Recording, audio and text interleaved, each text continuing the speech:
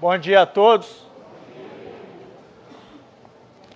Que a graça do nosso Deus seja sobre a sua vida nessa manhã, nesse dia.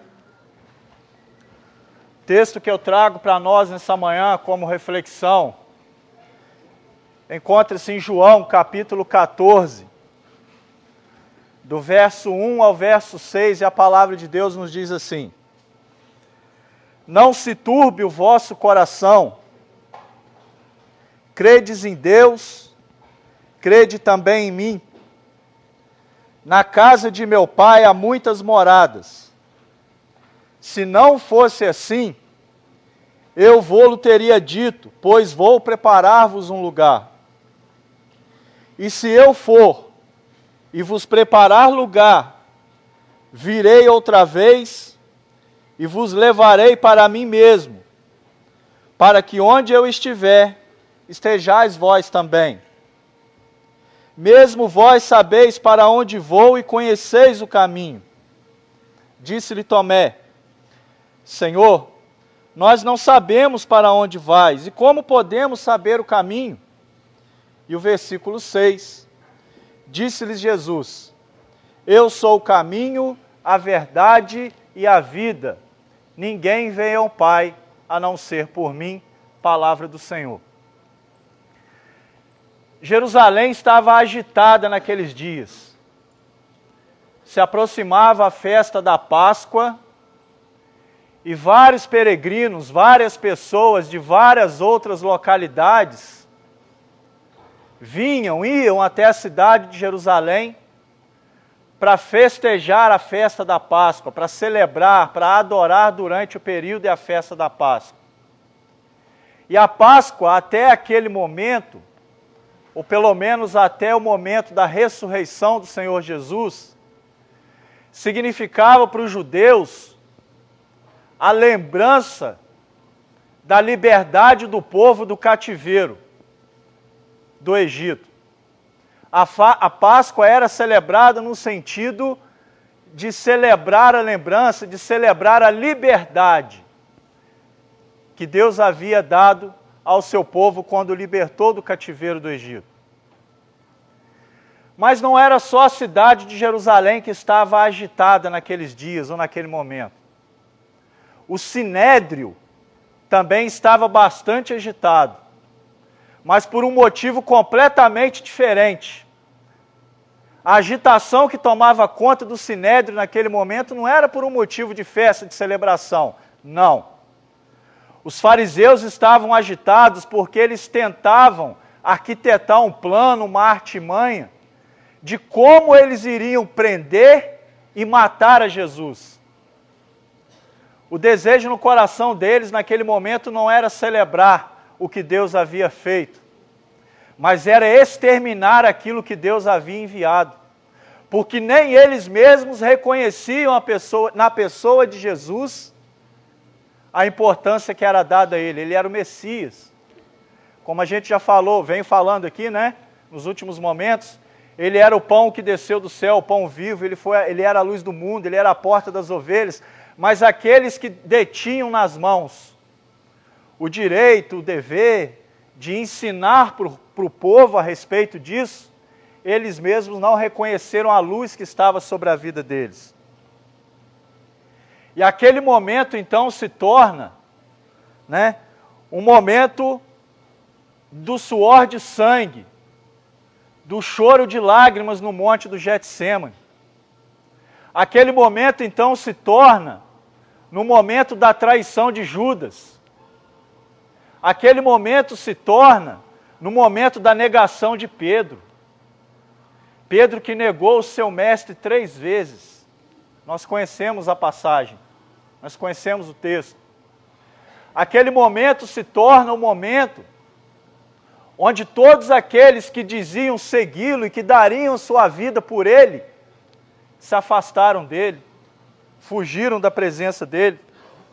E aqui no texto em que eu li, no primeiro versículo do capítulo 14, o texto vai nos dizer que os discípulos estavam com seus corações turbados, ou seja, eles tinham o seu coração atormentado, atribulado, porque Jesus já vinha dando sinais para eles daquilo que haveria de acontecer, e Jesus já vinha anunciando que o momento estava chegando. Então o medo toma conta do coração daqueles homens. Mas também através de uma promessa do Senhor, o Senhor disse que não era para eles deixarem que o medo tomasse conta do seu coração, porque Jesus iria preparar lugar para voltar e buscar a sua igreja. Mas a palavra de Deus também nos ensina nessa manhã que mesmo debaixo da promessa do Senhor, existem aqueles incrédulos, aqueles e aquelas que também não acreditam, assim como Tomé. Tomé, que é tido como discípulo incrédulo, aquele que duvidava, que precisou ver para crer, e bem-aventurado é aquele que acredita sem necessariamente precisar enxergar. Palavras do Senhor Jesus, não sou eu que estou dizendo. E aí Tomé faz a tão famosa exclamação para o Senhor: Senhor, nós não sabemos para onde o Senhor vai, como nós podemos conhecer um caminho se nós não sabemos para onde o Senhor vai? Interessante também, e o texto também nos ensina isso, é que muitas das vezes a gente se comporta assim. Hoje, nos dias de hoje, muitas das vezes a gente se comporta assim.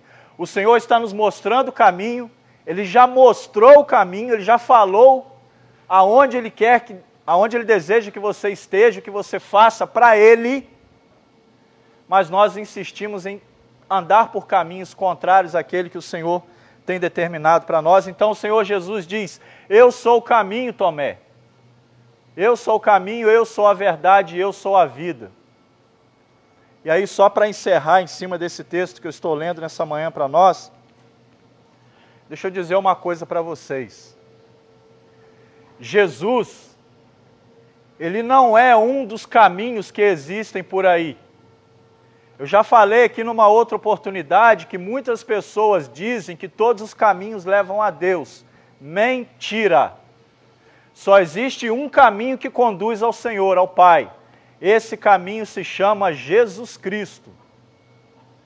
Então Jesus é o caminho.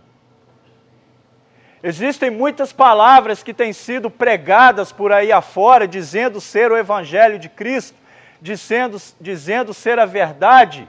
Mentira ao quadrado. Só existe uma verdade, e a verdade é Cristo. Essas palavras aqui que eu tenho em minhas mãos, de Gênesis a Apocalipse, apontam para o Verbo. Isso aqui é o Verbo, isso aqui é Cristo. Cristo é a palavra, Cristo é a verdade. Então só Ele é o caminho, só Ele é a verdade. Jesus também é a vida. Vida que nos satisfaz. Dentro de cada ser humano existe um vazio que só Deus pode preencher. Nada mais preenche. O ser humano, muitas das vezes, ele tem a tendência de buscar nos prazeres da vida, não preciso dizer quais são, preencher o seu vazio. Quando, na verdade, eu já fui do mundo uma vez, na minha vida, uma época, eu sei do que eu estou falando e eu posso falar. Eu falo daquilo que eu vivo. Eu sei porque muitas das vezes a gente vai buscar lá fora, entendendo que aquilo que está lá, aquela felicidade, entre aspas, momentânea, pode preencher o vazio da nossa alma. Isso é mentira, isso é enganação. Quando, na verdade, quando aquele prazer momentâneo passa, esse vazio só tende a aumentar. Então Jesus é a vida, Ele é a vida que satisfaz. Jesus é o caminho único e verdadeiro. Jesus é a verdade única e verdadeira. E Jesus é a vida. Só Ele pode trazer vida de luz sobre a sua vida.